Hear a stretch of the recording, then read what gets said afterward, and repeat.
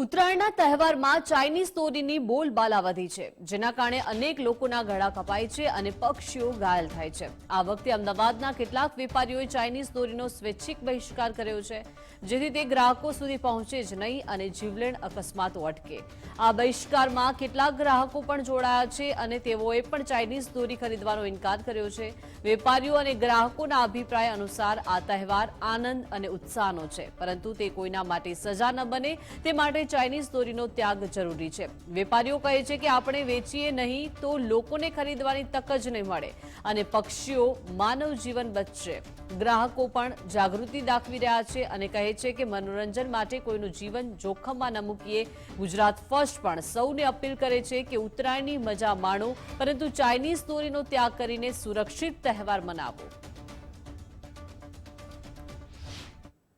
Chinese દોરી બહુ જ ખતરનાક છે અને વાપરવી ન જોઈએ એવી અમે લોકોને અપીલ કરીએ છીએ. અમારી જોડે ઘણા બધા કસ્ટમર આવે છે ચાઇનીઝ દોરી માગવા માટે, તો અમે સીધો એને એક જ જવાબ આપીએ છીએ કે લોકોના ગળા કાપવા છે કે આપણે પતંગ ઉડાવવી છે. એ રીતનું મેસેજ એ લોકોને આપીએ છીએ અને અમે સામેથી કહીએ બી છીએ કે કોઈ વેચતું હોય તો બી તમે લોકો અમને જાણ કરો કે એનો અમે કંઈક નિકાલ લાવીએ. ચાઇનીઝ દોરી માટે તો એટલું ખરાબ છે કે એનાથી પશુઓનું જીવનનું, માણસોનું જીવને જતું રહે છે. એટલી ખરાબ દોરી આવે છે. એના માટે અમે અમારા એસોસિએશનમાં અમારા વેપારીઓને બી અમે વિનંતી કરી છે કે આ દોરી તમે વેચતા નહીં. ચાઇનીઝ આ નાયલોનની દોરી હોય છે ને એના પર જે કાટ હોય છે એ કરંટ, તમે એની દોરી કરંટ બી લાગે તો દોરી અડથે એટલે તરત કરંટ લાગે છે, એનાથી બી મૃત્યુ થાય છે.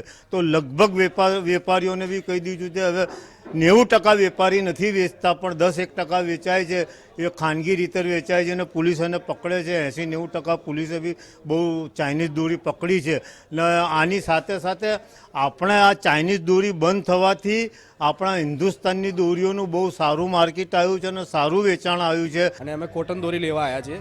ચાઇનીઝ દોરી અને ચાઇનીઝ પતંગ પર સરકારે પર પ્રતિબંધ રાખ્યો છે અને જેના કારણે ઘણા બધા નુકસાન થાય છે પશુ પક્ષીઓને અને આ રસ્તા જતા વાહનોમાં લોકોના ગળા કપાય છે. તેના માટે અમે લોકો કોટન દોરી જ વાપરીએ છીએ. ચાઇનીઝ દોરી પર ટોટલી અમે બધા જ ગ્રુપે પ્રતિબંધ પહેલેથી રાખ્યો છે અને અમે આજ સુધી ક્યારેય ચાઇનીઝ દોરી યુઝ કરી નથી. આપણે દોરી લેવા માટે આવ્યા છે અહીંયા. આપણે અહીંયા કોટનની દોરી લેવા માટે આવ્યા છે. ચાઇના દોરી આપણે યુઝ કરતા નથી. કેટલી દોરીઓ ખરીદી? આપણે અત્યારે 4-5 ખરીદી છે.